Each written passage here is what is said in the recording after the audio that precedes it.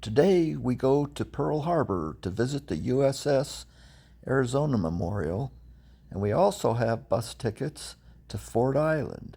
But first we have to get there through the traffic, pay the parking fee, and we start off with the Visitor Center.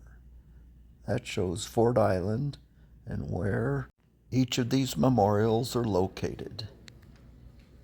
A tour to the USS Arizona Memorial requires a reservation through recreation.gov.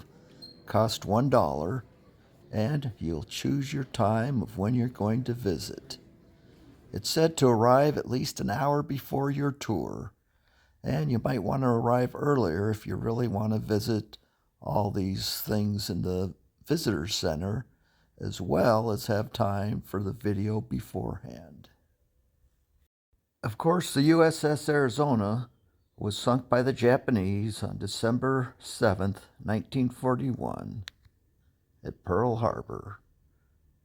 The memorial sits over the sunken ship, as shown in this picture. But before you go to the memorial, you'll watch a video. Clips from the video show some of the things that happened that day. Settled on the shallow bottom. Hit by 2 torpedoes, California began to list and would have turned over, but was counterflooded in time. She too sank upright. But Oklahoma rolled over too quickly to be saved. Within minutes, hundreds of seamen were trapped inside. 429 men died with Oklahoma.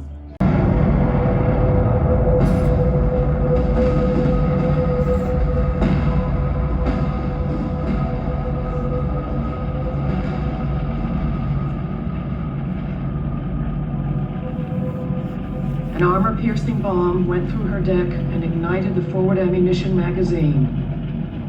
Thousands of tons of ammunition exploded. No one who heard that sound would ever forget it. 1,177 men died in those moments. Caught off guard, men fought back from all around the harbor as best they could. In the passageways, and the engine rooms, and below decks. War and peace, victory and surrender went on above them.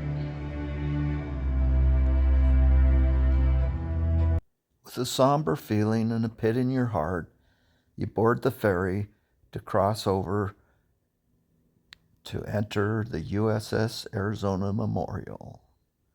Looking across, you can see the USS Missouri. The tour itself takes 45 minutes. You'll have about 25 minutes on the memorial. The memorial sits over the top of the sunken Arizona, but parts of the ship remain visible. That's where gun turret number 3 was. When you look out, there are also buoys that mark the edges of the ship. The USS Arizona was over 600 feet long and is one of only 2 ships that remain sunk in the harbor. This wall in the memorial lists the names of all those who died there, including a fife.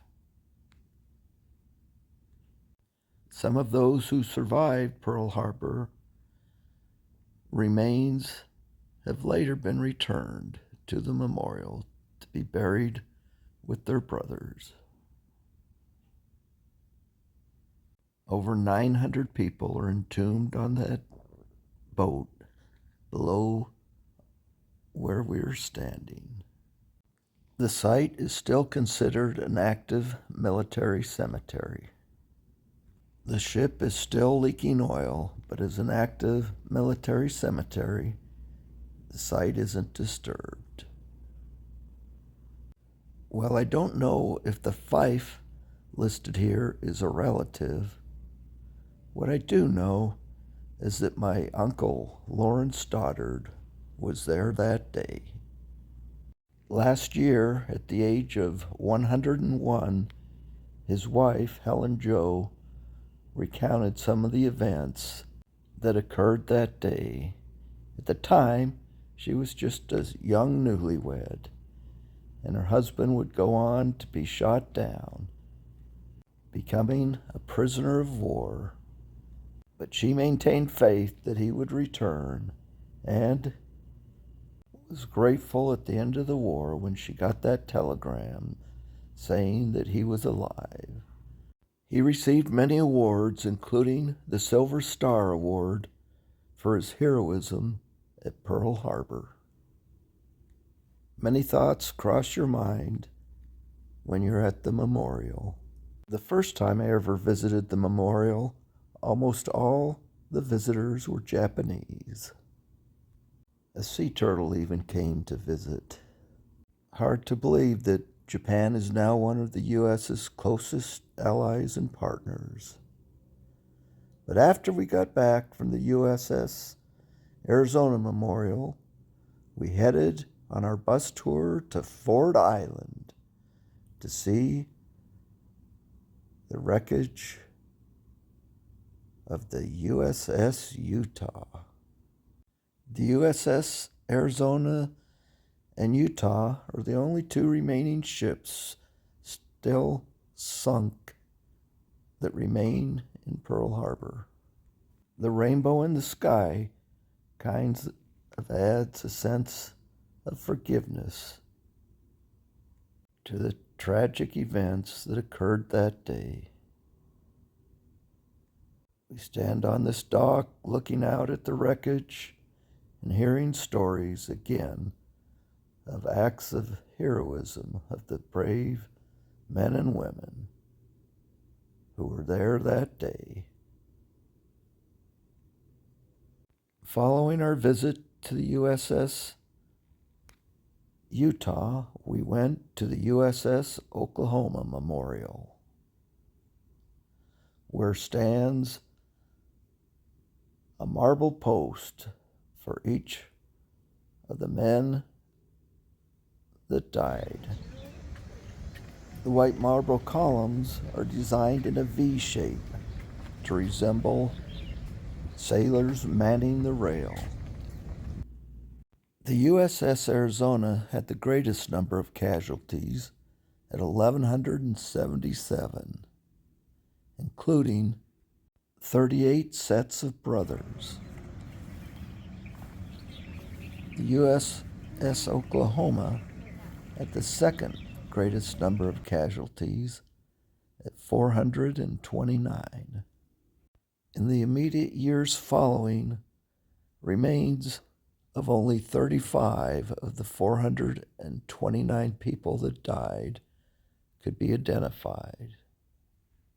However, with scientific advances and the use of DNA, 346 of the sailors and Marines remains have been identified, and they're able to be buried under their names.